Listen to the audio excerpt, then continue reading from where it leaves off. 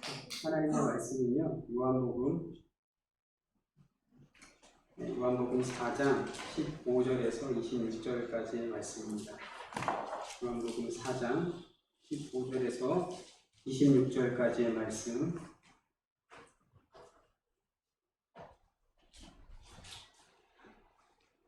제가 읽게 드리겠습니다.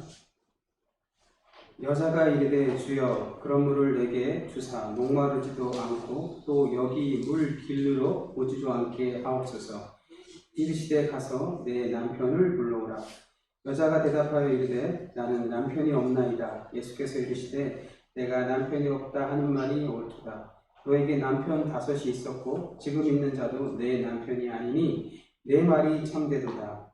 여자가 이르되 주여 내가 보니 선지자로소이다. 우리 조상들은 이 산에서 예배하였는데 당신들의 말은 예배할 곳이 예루살렘에 있다 하더이다.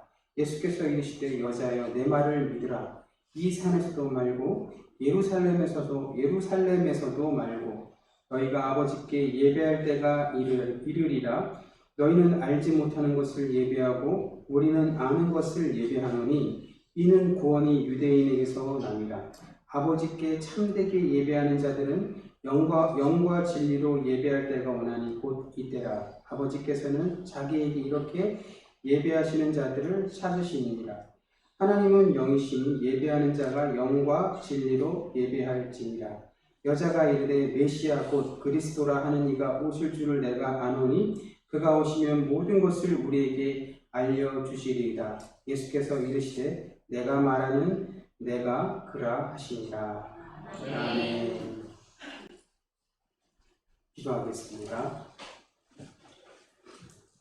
사랑과 은혜가 풍성하신 하나님 아버지, 죄악 중에 묻혀 살던 저희들이 주님 앞에 나와 회개하며 용서를 빕니다. 주님은 살찐 양으로 드리는 제사보다 순종을 원한다 하셨으나 저희들은 형식적인 예배를 드리는 것에 만족하면서 진리의 근원이 되는 말씀에는 순종하기를 싫어했습니다. 성전 마당만 밟는 자가 되지 말고 정의와 공의를 강같이 흐르게 하라 하셨는데 저희들은 하나님의 뜻을 실천하는 것은 소홀히 한 채로 오늘도 습관적인 교회 문턱을 드나들고 있습니다. 하나님의 뜻은 거역하면서도 육신적인 복을 구하고 있습니다. 주의 종들을 통하여 들려주시는 하나님의 말씀을 소홀히 여기면서 신비로운 황홀경만을 사모하는 왜곡된 신앙을 가지고 있습니다. 주여 우리의 미신적이고 일그러진 신앙을 용서하여 주시고 바르게 세워 주시옵소서. 하나님 아버지, 이 시간도 하나님의 말씀을 들고 섭니다. 부족한 종의 입술을 주장하시고 온전히 하나님의 말씀만 선포되어지는 복된 시간 되게 하여 주시옵소서. 감사하며 우리 주 예수 그리스도 이름으로 기도드립니다. 아멘.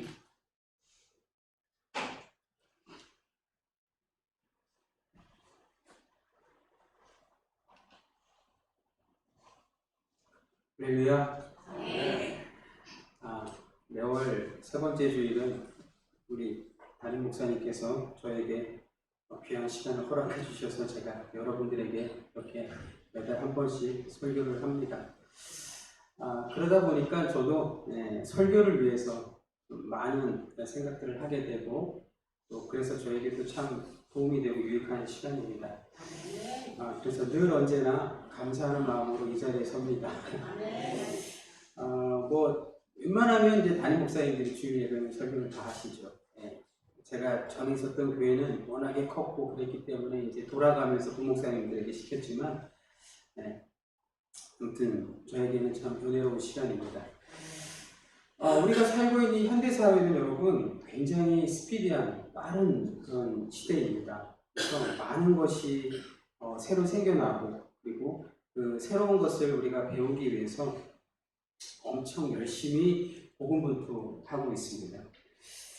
그래서 이제 때로는 우리가 목적지를 그냥 잃어버리고 그냥 다른 사람들이 가니까 나도 그 자리를 따라가는 그런 주체성이 없는 그런 모습들이 우리에게 있습니다.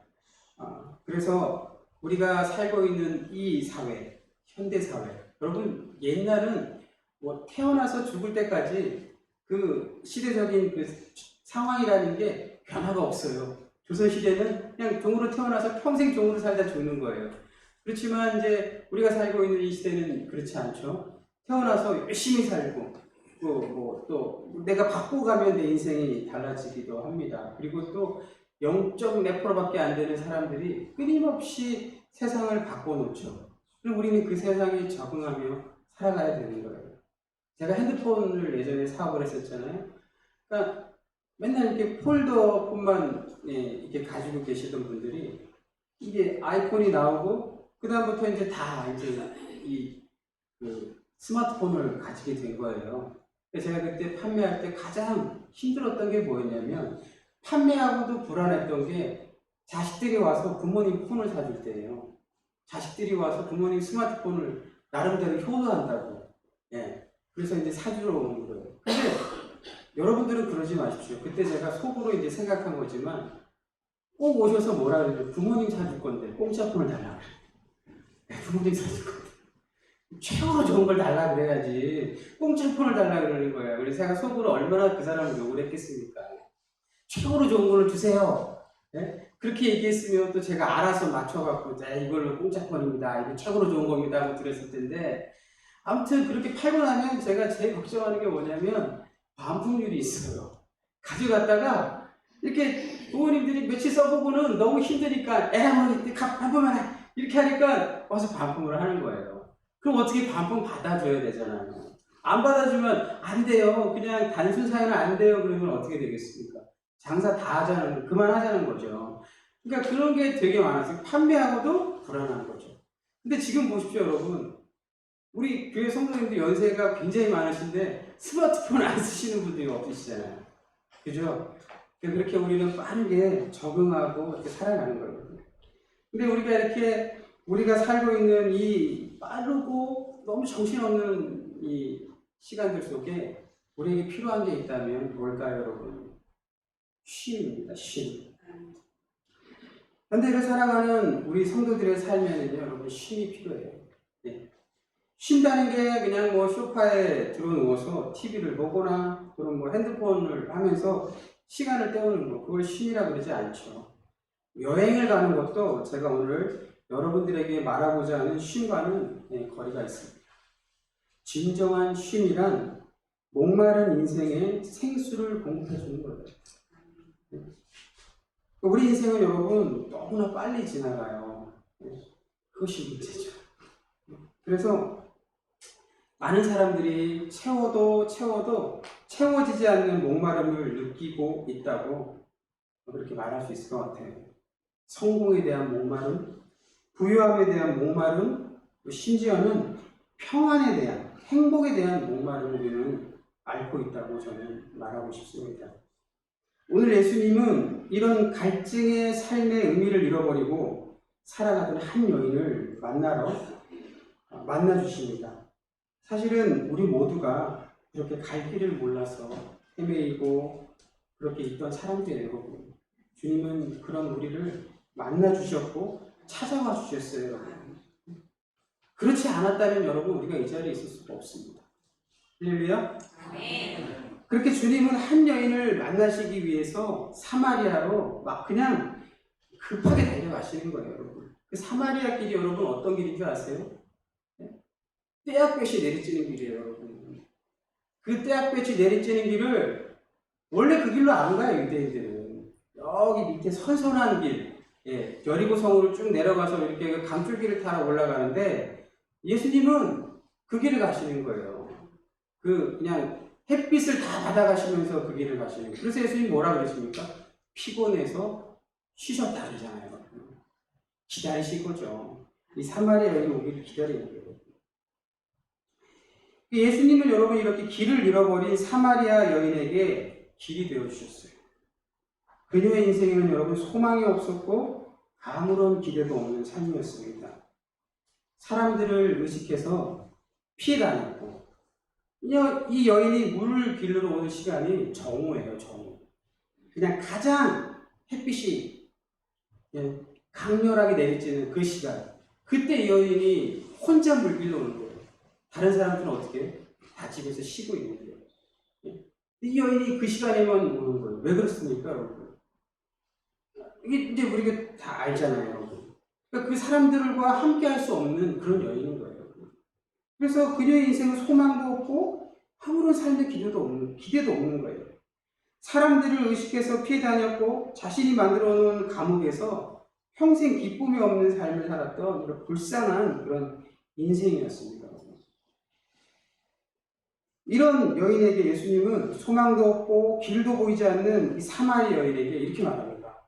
이 물을 마시는 자는 다시 목마르려니와 내가 주는 물을 마시는 자는 영원히 목마르지 아니하리라. 내가 주는 물은 그 속에 영생하도록 솟아나는 샘물이 되리라. 할렐루야. 오늘 우리의 삶 가운데 여러분 공고함이 있습니까?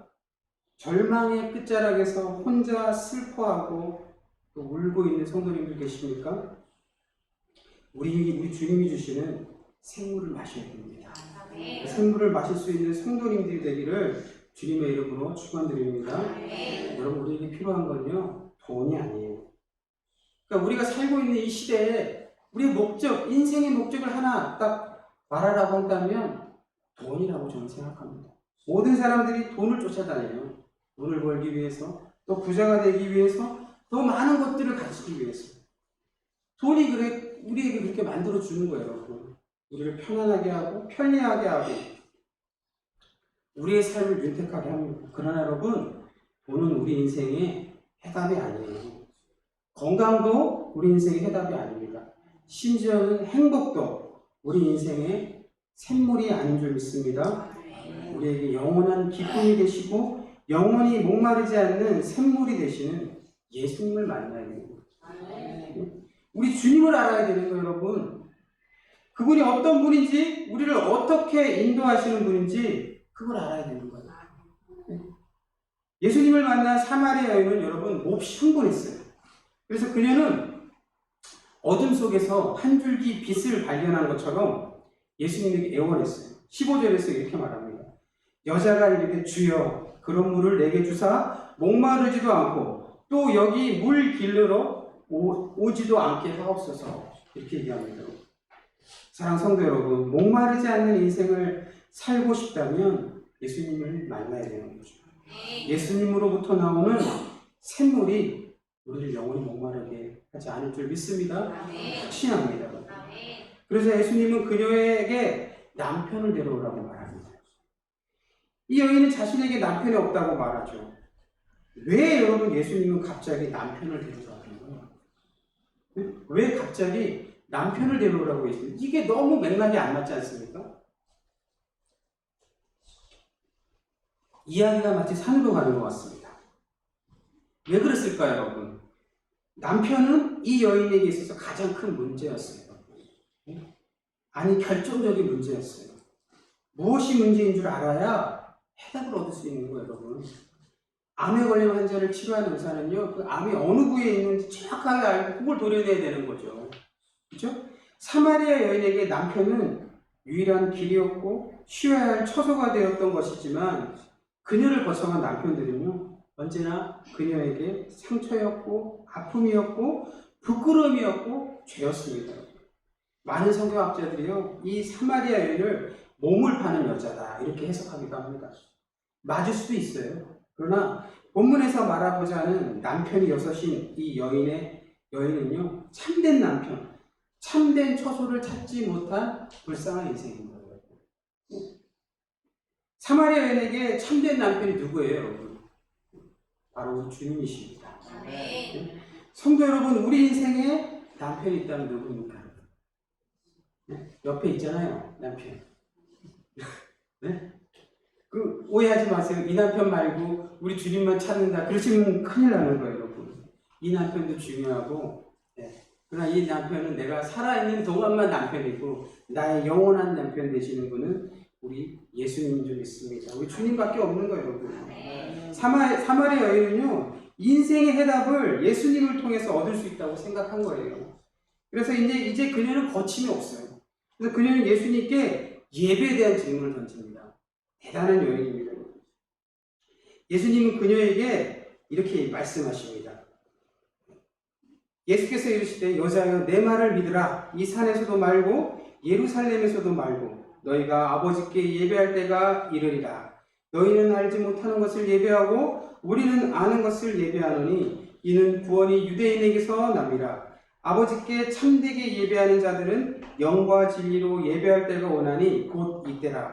아버지께서는 자기에게 이렇게 예배하는 자들을 찾으시느니라. 하나님은 영이시니 예배하는 자가 영과 진리로 예배할지니라. 여러분, 예배는요 드리는 장소가 중요한 게 아니에요. 예배 드리는 대상, 그분이 어떤 분인지 그게 중요한 거예요, 여러분. 우리의 예배 대상이 누구입니까? 오직 하나님 한 분밖에 없는 줄 믿습니다. 고대 이스라엘 사람들은요 우상을 만들어서 예배를 드렸어요. 여러분 잘 알죠? 이스라엘 백성을 하나님께서 출애굽시켰잖아요. 이집트에서 건져내 주셨는데 모세가 이제 시내산에 올라가서 하나님의 말씀을 계명을 받기 위해 올라갔어요. 그런데 아무리 기다려도 안 내려오니까 그들이 무슨 짓거리를 합니까? 아론에게 찾아옵니다. 아론에게 와서 우리를 위해서, 아주 재밌어요, 우리를 위해서 신을 만들어 달라고 합니다. 그러자 아론이 뭐라 그러냐면 귀걸이들을 다 빼와라 그럽니다. 귀걸이들. 그러니까 우리가 생각해보면 조그만 귀걸이가 아니고 당시엔 이렇게 이집트 문화가 이렇게 큰 귀걸이들을 하고 있었다고요. 그 귀걸이가 무슨 의미냐면 여러분, 귀에 이렇게 박는 거는 내가 이 귀를 박는 사람의 노예가 되겠습니다 라는 그런 뜻이에요, 여러분. 그래서 그 우상을 와갖고 송아지를 만드는 거예요. 송아지를 만들어서 그 송아지 우상에다가 절을 하니까 아론이 뭐라고, 이 송아지를 봐라, 이 송아지가 너희를 이집트에서 구원해낸 너희의 하나님이다 이렇게 얘기한단 말이에요. 기가 막힌 노릇이죠, 여러분. 고대 이스라엘 백성들이 그렇게 했다고요. 그렇다면 오늘 여러분 우리는 어떻습니까, 여러분? 우리가 예배 드릴 때는요 영과 진리로 예배 드리는 것은요 하나님께 온전한, 하나님을 향한 온전한 마음과 그 하나님을 향한 마음인 거예요. 신앙은 여러분 순수해야 되는 거예요, 여러분. 그런데 신앙생활을 잘하는 것이 우리 인생의 복으로 귀결되는 그런 원인과 결과로 이해될 때 여러분 안타깝게도 그 예배는 합당한 예배가 될 수 없는 거예요. 세상에서의 우리의 복을 추구하고 바라는 예배는 여러분 진정한 예배가 아닌 거예요. 오직 우리의 영원한 생수가 되시는 주님을 향한 그 갈급함, 그 마음이 영과 진리로 드리는 예배가 되는 줄 믿습니다. 오직 하나님 한 분만을 향하는 마음이 우리의 삶에 쉼을 가져다 주는 거예요. 그 진정하고 복된 예배인 거예요. 복음서에는 여러분 예수님을 만난 수많은 사람들이 이야기가 있습니다. 어떤 이는 병고침에 받아서 또 병고침의 은혜를 받았고, 또 어떤 사람은 심지어는 죽었다가 살아났어요. 심지어는 제자들은 여러분 예수님과 3년 동안 동고동락했어요. 예수님과 늘 함께하고 먹고 자고 그렇게 살았어요. 하지만 그들은 예수님을 통해서 얻을 수 있는 것들을 그것들만 생각했어요.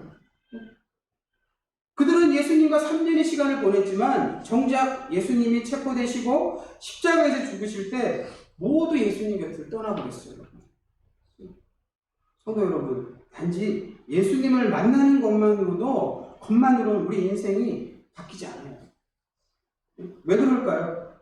제자들이 우리에게 보여주는 것, 예수님에 대해 바라고 기대하는 것들이 너무 많은 거예요, 여러분.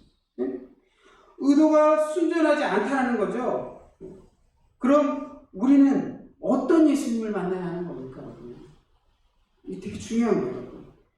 그리스도이신 예수님을 만나요. 할렐루야. 25절의 말씀입니다. 여자가 이르되 메시아 곧 그리스도라 하는 이가 오실 줄을 내가 아노니 그가 오시면 모든 것을 우리에게 알려주시리다. 사랑하는 성도 여러분, 그리스도이신 예수님을 만나야 우리 인생이 변하는 거예요. 그리스도이신 예수님을 만나야 영원한 생수를 얻을 수 있는 겁니다. 요한복음 4장 25절에 사마리아 여인은요, 마치 마태복음 16장 16절에서의 베드로가 했던 주는 그리스도시요 살아계신 하나님의 아들이십니다 라는 고백과 같은 그런 멋진 신앙 고백인 거예요. 사랑하는 성도 여러분, 우리는 그리스도이신 예수님을 만나야 될 줄 믿습니다. 예수님은 그녀의 신앙 고백에 26절에서 이렇게 말씀하십니다. 예수께서 이르시되 내가 말하는 내가 그라 하시니라. 할렐루야. 여기서 내가 그라라는 말은요, 헬라어로 에고에임이라는 말인데요. 이 요한복음에는 예수님이 스스로 정체를 드러내시는 사용되는 표현법이 있어요. 그게 바로 에고에임이에요. 이를테면 나는 생명의 떡이다, 나는 세상의 빛이다, 나는 양의 문이다, 나는 선한 목자다, 나는 부활이요 생명이다, 나는 길이요 진리요 생명이다, 나는 참 포도나무다. 요한복음에서 예수님을 스스로 드러내는 7개의 에고에임입니다. 나는 누구누구다 라고 말씀하시는 거죠. 26절의 말씀은 예수님이 인생에 목마르지 않는 샘물이 되는 영원한 생수가 된다라고 말씀하시는 거예요.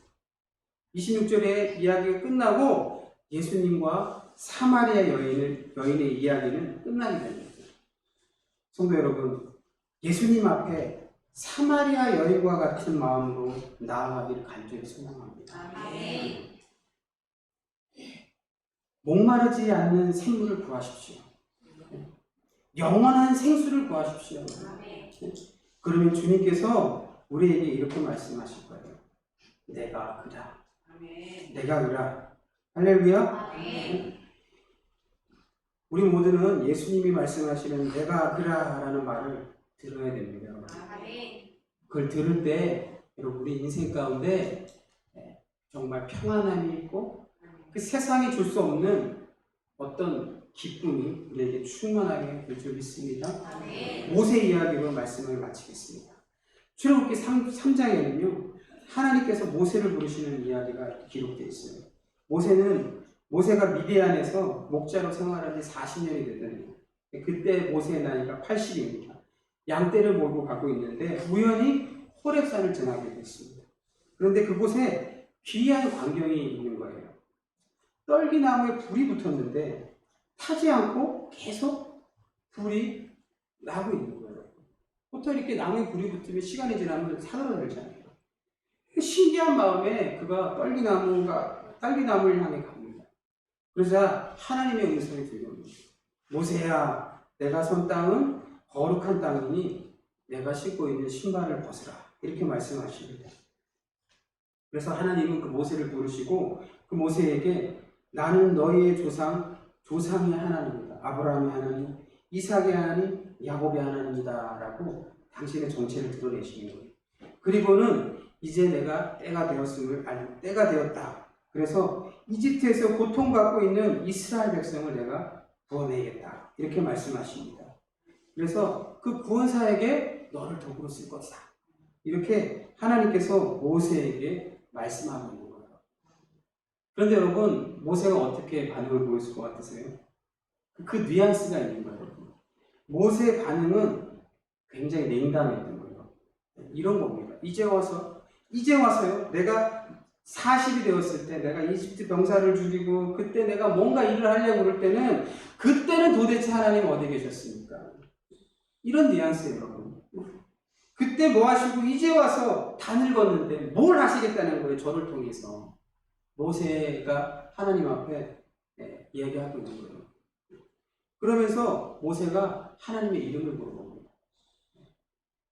사실은 우리가 젊을 때, 여러분, 제가 이제 그 애들을 계속 가르쳐 왔으니까 중고등부 애들 수련회 같은 데 가면요, 찬양 막 하고 분위기 띄우면 난리 납니다.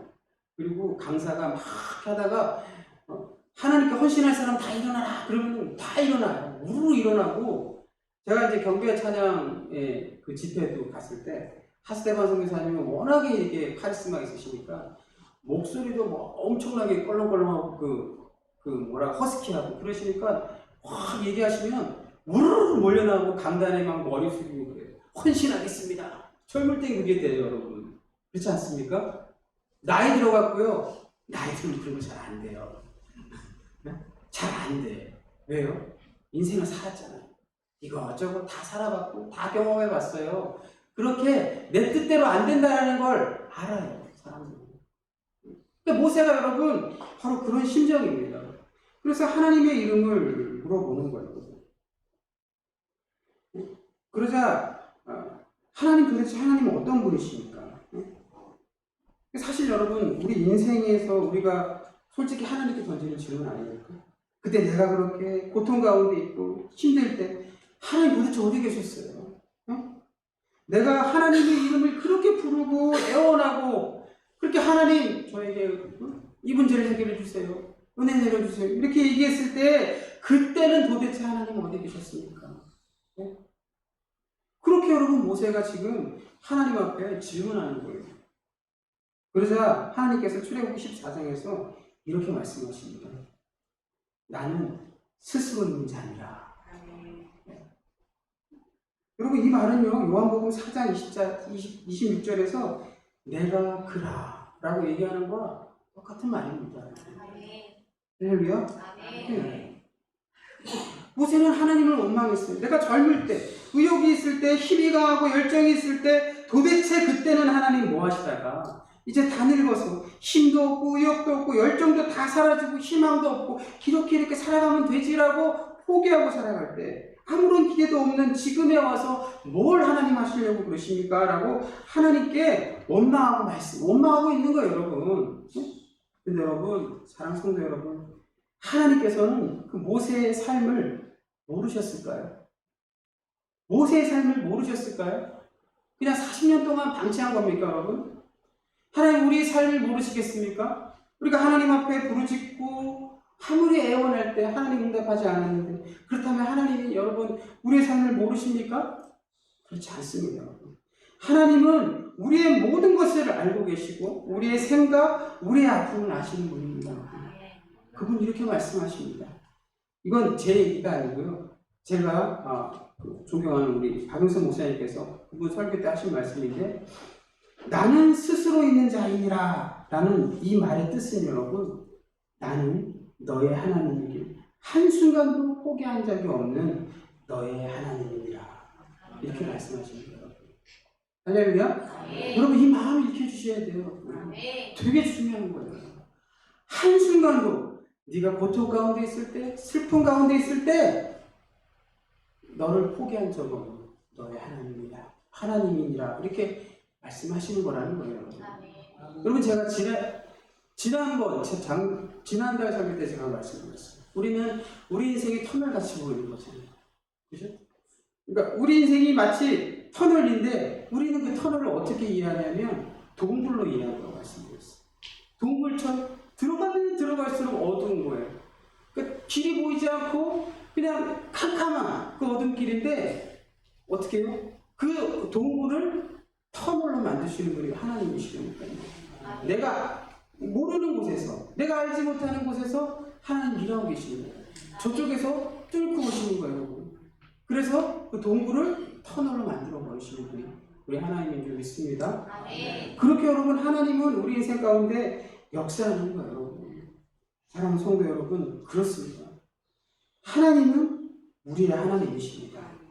그분은 우리의 삶에서 단 한순간도 우리를 잊으신 적이 없는 우리의 하나님이신 거예요. 그분은 우리의 삶에서 단 한순간도 우리를 포기한 적이 없으신 우리의 하나님, 우리의 창조주, 우리의 구세주인 줄 믿습니다. 아멘. 기도하겠습니다. 하나님 아버지 은혜를 감사합니다. 우리는 하나님이 어디 계시냐 묻습니다. 도대체 우리 인생 가운데 하나님은 어디 계신 겁니까? 라고 하나님을 원망하고 하나님께 불평불만합니다. 그러나 하나님께서는 오늘 우리에게 말씀하십니다. 나는 한 번도 너희를 포기한 적이 없는 너희의 하나님입니다. 나는 단 한순간도 너희를 잊은 적이 없는 너희의 하나님이라 말씀하시고 계신 줄 믿습니다. 그 믿음 가지고 하나님 살리하여 주시옵소서. 어려움이 있고 아픔이 있고 고통이 있고 슬픔이 인생 가운데는 찾아옵니다. 그러나 우리가 알지 못하는 곳에서 우리를 위해서 일하신 열심을 내신 그 하나님이 계심을 믿고 또 그 하나님이 행하실 일들을 기대하며 살아갈 수 있는 보산중학교의 성도님들이 다 될 수 있도록 주님 우리를 도와주시옵소서. 감사합니다. 예수님의 이름으로 기도드립니다.